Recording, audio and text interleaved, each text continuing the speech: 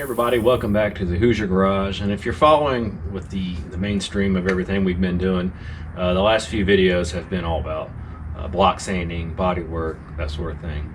Today it is a chilly 45 degrees, maybe no higher than 50, so the body work's not going to work out today, and I don't have heat in the shop yet. So there's always other things you can do. There's some other things I've been doing. Projects like this, and with those situations you can kind of keep side things going. You know, it doesn't have to be all tunnel vision. One of those is getting this thing up and going again, you know, refreshing all the hoses, all the lines, all that sort of stuff. You know, we did the gas tank recently, refreshed the fuel line on those, some of the clamps, and got a new sending, or actually the sending unit was refreshed in that one as well. But we got it all mounted up in place, and all this is new, a brand new fuel pump. And a while back we did the timing chain cover. We pulled that off and checked the timing chain itself. It was actually, it's like a double roller, very strong. So I went ahead, kept it as it was, put new gaskets back on, and so that left us with the water pump. And so I've been kind of procrastinating on that, just, I'll get a water pump, I'll get a water pump, I'll get a water pump. Well, guess what? Today we got a water pump right here. And I went to Napa, you can see here. Got a water pump. There was no core exchange on this. I think the last time I did get a core exchange on one of these water pumps, it was like a penny plus the exchange. So I have 2 or 3 of them. I keep them. I don't throw them out because I have a feeling one of these days we probably better hang on to them. If everybody throws them out, eventually there's going to be a depletion of water pumps for these. But here it is. Got the multiple fins, which is good. This is also a little bit larger, the snout on it. I think the original ones had like a 6 fin on it. This is actually an upgrade for this because this has more cooling potential, plus the blades here, just a bigger area. So if you ever see one of these compared to one that's smaller down here, this is usually for the air conditioning on the later vehicles. That's what it's for. This is a Gates. It says Gates here, so Gates is a good brand. That's always good to fall back on. They got good hoses, and they probably got a good pump here. It looks like we got a I don't recall seeing that on some of these, unless you know, you never see it from underneath, but we got a freeze plug type situation there. So make sure it all lines up just in case you get something that's an oddball, and it does. So we get our gaskets ready, and when we get this on here, I'll paint it to match probably, and so you can follow through with that. All right, so I'm putting the gasket on the pump itself. I've got the one side glued up and stuck on here. I'm gonna put the next little trail of sealant on here, and then we'll set it up and use the top bolt here to kind of anchor it, and then we'll work on the other bolts. Now this is a small block. It's a 318 engine, and obviously it's a water pump that corresponds. And these water pumps are interchangeable between a 318, 340, 360, and I believe even a 273. Although I think the outlets might be on the opposite side, but they do fit. If you just have to change everything else over, if you are doing a swap or you're just needing to know that information. And a lot of these bolts that go in, that hold this into place, that go into the block back here, through these right here, these 4, you want to put some sealant on the threads because they go into the water jackets, and it gives you another safeguard from the water coming through here and then leaking out. Sometimes people think they have a bad water pump, everything else is fine, but it's leaking out. And it's not always from the snout, the bearing, or anything on it. It's that it's actually coming through there. There's sometimes it's rusted, or they don't have any sealant in it, or you know, just whatever the situation is.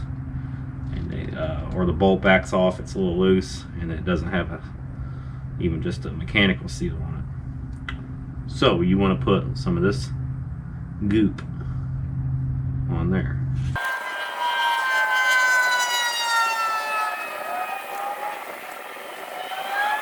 I feel like one of those cake decorators.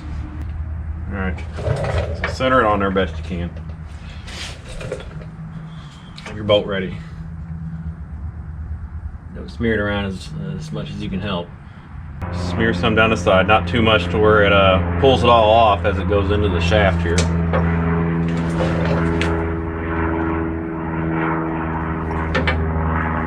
I'll put one down here first. Now these over here, one will it'll hold the alternator, you know, the triangle bracket. Don't worry about that yet. You want to basically get this thing sealed in tight, and then you can go through later and pull the bolt out. It'll be snug up against it. Everything else is holding it in, and then you can reposition it and fool around with that. Otherwise, you're just doing too much at once in some cases, especially if you're leaning down over into it like on a car or something. And we grab the other one here. Go ahead and just go to the complete opposite side, and that'll give it the even pressure throughout the whole surface back here to squeeze it in where it needs to be. And what that means is you put these in here, you tie it in the middle, it'll draw the whole thing in evenly. Alright, I'm going to put these two smaller bolts in and make sure their washers are on there, and I am just going to go ahead, just as a good practice, put a little bit of this stuff on here, because this part is going into the aluminum timing chain cover.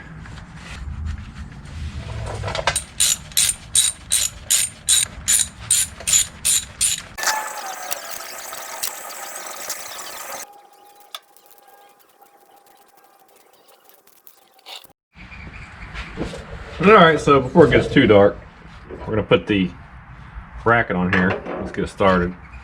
I went ahead and pulled these bolts out, and just, yes, I'm going to refresh this again. It's already got some, and it's still a little tacky, but we'll add to it just for good insurance. Slip them in there. Now this has, on these Chryslers, see the way the bracket kind of dips back towards the passenger side, and that's how it needs to go. Oh yeah, oh yeah. We need to have the swing arm on there, which is this guy for the alternator. It really only goes one way.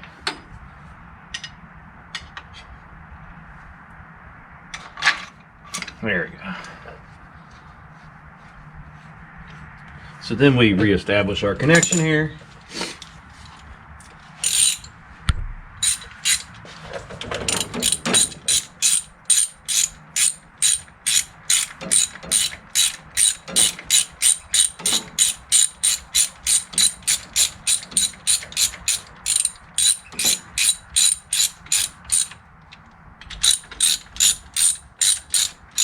This one we'll just leave it to where we can move it firmly like that, and then we'll get the alternator and set it up. And I'll try and find a light because it's getting dark out in front of here. Alright, now as far as this alternator, it's just like everything else, it's set forever.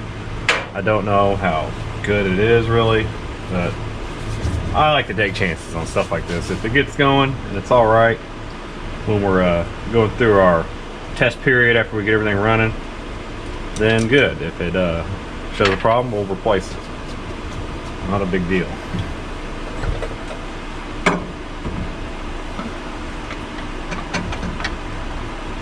Now this one, I'm going to anchor this up down here first.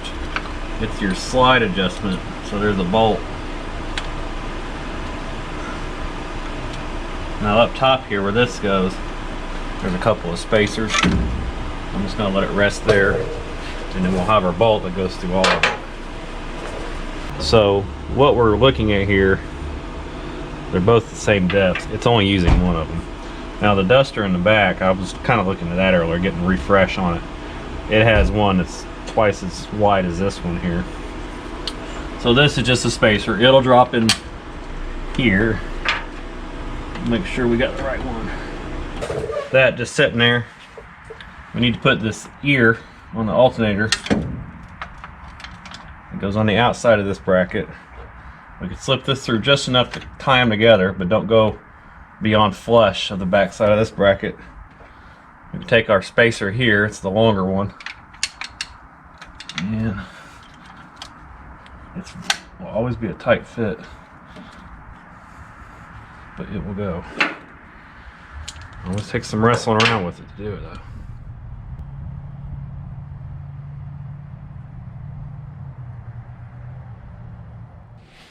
Okay, so we're going to do a couple of other things, and I don't normally do that on the videos. I do it all the time when you all aren't around.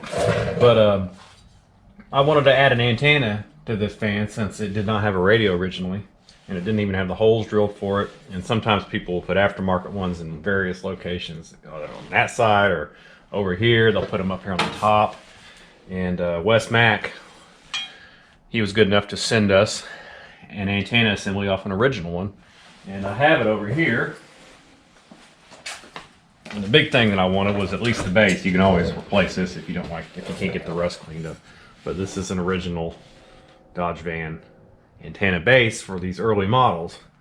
And it had this gasket on it. He had all the hardware. I really appreciate Wes sending that to me. He had all the cable, the nuts and everything. And I was looking at some Google images of some other vans that had it originally. And they said about right here, and they're kind of even from this line to this line. And I know you can't really say even with something shaped like that, but it's just a good proportion out there. And I did notice I have the emblem stuck on here, the old one, because some of those right along the bottom of it, that's where it looked like the plane of it stopped right about here. So what I did was I took the gasket, got it about where I thought it would look good or original, and then I took a little framing square and put it on the body line here, and then lined the two holes up. That way when you go to put the antenna on, it's not going, you know, fore or aft at an angle. It'll be nice and straight with the body line. So I drew a couple circles there on the inside of it, and then we'll use our step drill to drill those out. And then all we have to do is just reassemble this with the nuts and everything that he gave me and through the door cavity here, and you'll be ready to go have an antenna. I'm not going to put it on yet because we still got to do our body work and our paint, all that preparation. But at least that when we go to put the paint on it, much like what I didn't do on the sunroof, is this will all be painted and finished when we're ready to put this on. And we'll have to go and cut it through later and try to, you know, fix the edges and all that stuff. Okay, so we used the step drill to knock these holes out. We just graduated each one to make sure that we didn't go too far with it. And then we just test fit. We get a nice flush fit. The gasket actually has a little bit of a kind of a lean to it. So it is meant to be on a little bit of a different plane here. So actually it's very flush all the way around. It's perpendicular to this line. And then I'm going to clean up the mast itself, and it should be good. And we'll just have to put it away until everything's painted. It's pretty smooth there, so ready to go on that. Pretty simple.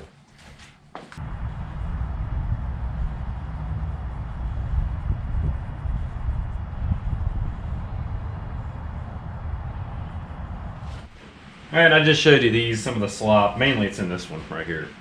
There might not be so much slop over there, but the boot looks pretty ripped up on it. So if anything, I'm going to replace this one first. Do one. I mean, you got that in the steering wheel pretty bad.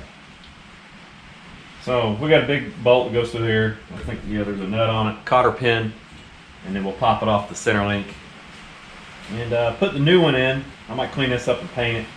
Just this bracket here that comes off the frame, and we'll see what kind of play we got in the basic part of it. I don't have the steering box in yet. We'll probably got to go back to manual steering.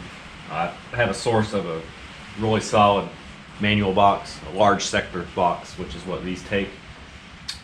And we'll just go from there. So I'm going to start on this.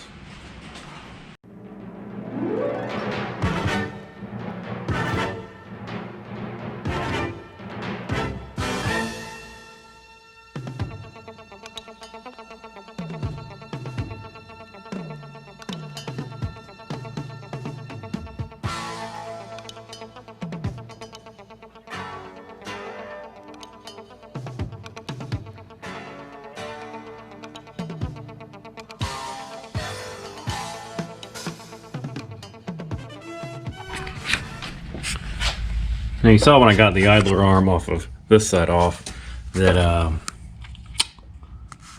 the joint, the ball joint in here, the stud was pretty sloppy. You can go up and down and all that. Well, we got the same thing right there. I noticed the actual stud up and down, so we're gonna go ahead and just take this one off.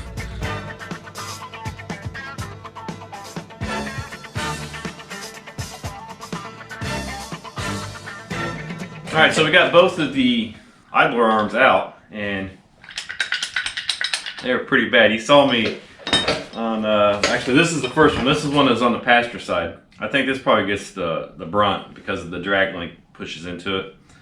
I might be wrong on that, but the swivel back here is completely sloppy, and then the ball stud itself, it doesn't have a grease fitting on it, so it was probably a non-serviceable part, and it has completely dried and rusted, and it's doing that.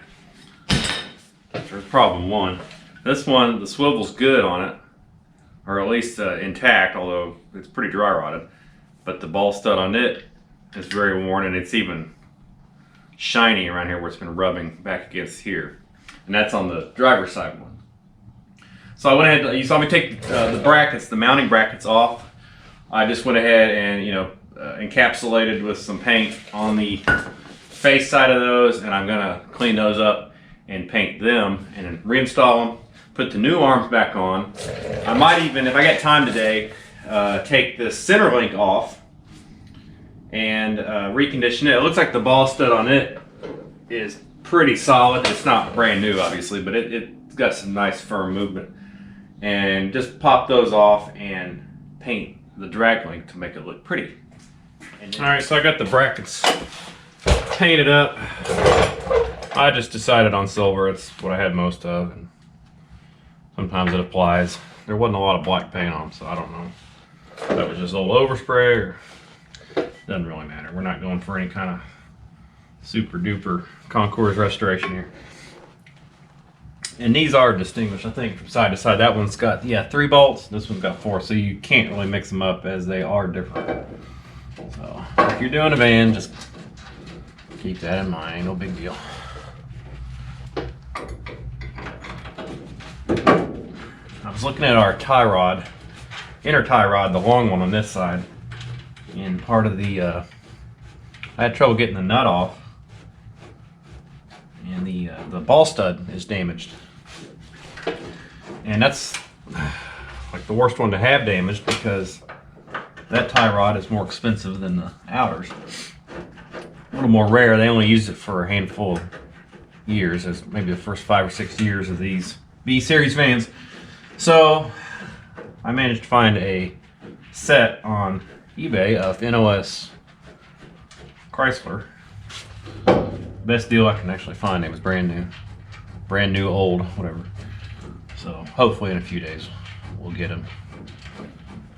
So I get me one more bolt in here, and then we'll torque it down and get that side on, and we'll start putting the center link back in. We can't put the center link in. We can put the idler arms on and reconnect the drag link that would go to the steering box. So, but we have to leave some of it open for the new inner tie rods and to get the steering box into place. It's always something you gotta wait on.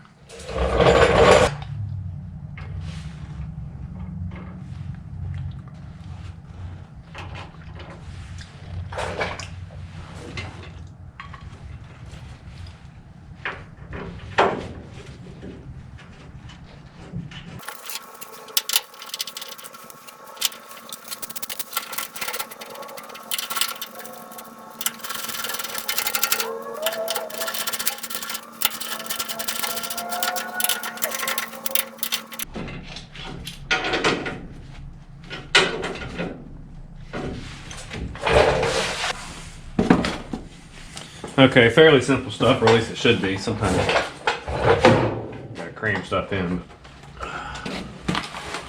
We got our brackets on, and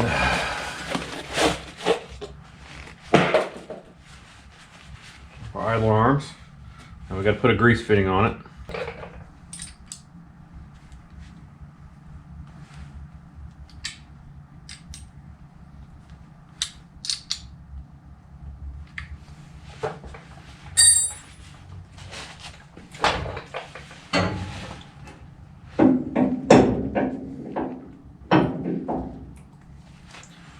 Prop it in there.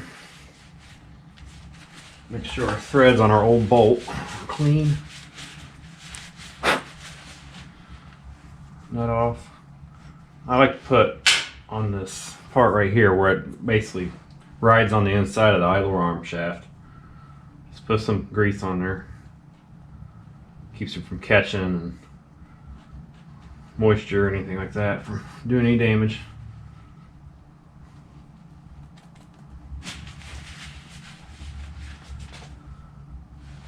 Going up from the top. And it has its own castle nut. You don't want to throw that one away.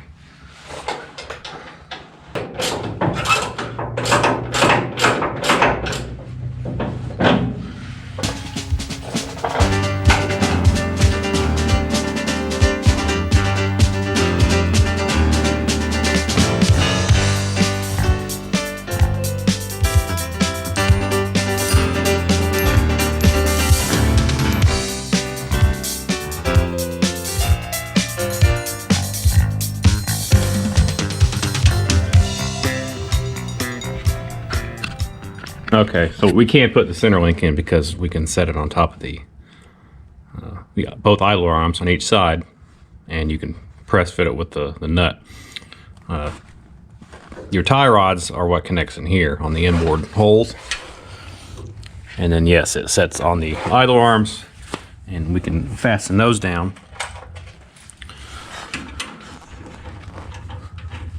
The nuts that are provided with the idlers, obviously, what go here.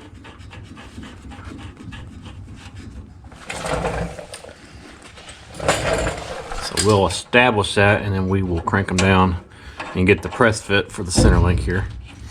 When we get the tie rods in, we'll put them in, and of course they will press into there.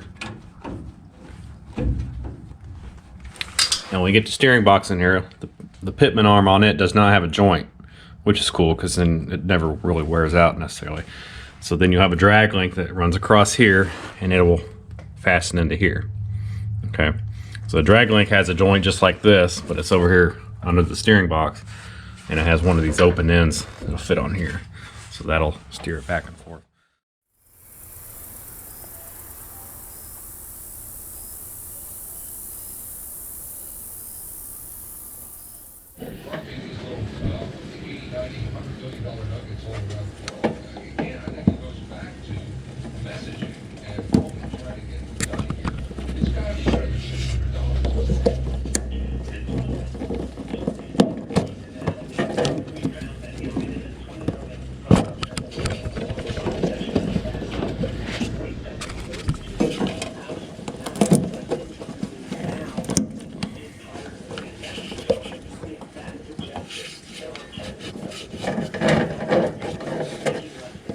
Okay, so what you just saw me do there is run some of this 10 gauge wire through the connector, through the bulkhead in the firewall, and into the interior compartment.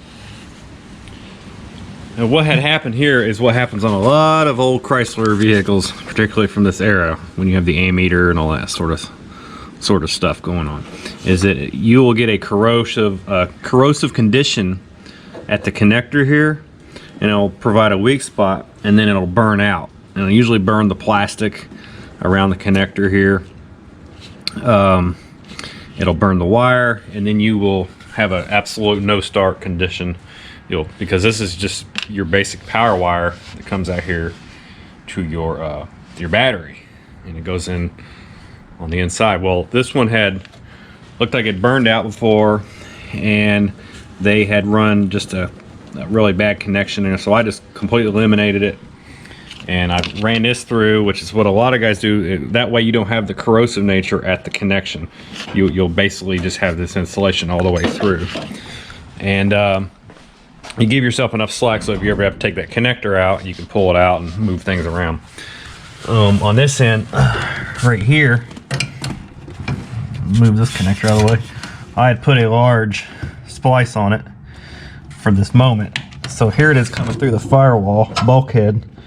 So I'm gonna probably slip enough of it out here. I don't need all of it. I'll leave a little bit of a loop.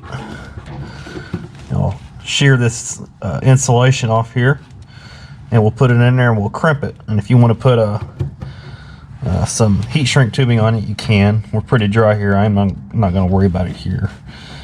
And so we'll get that in there, and then it'll allow us to wire it out here into the battery situation. And so you'll kind of eliminate a problem there. A lot of cases you can eliminate the ammeter aspect of it and go to more of a voltmeter, whatever. And so we'll see what we have.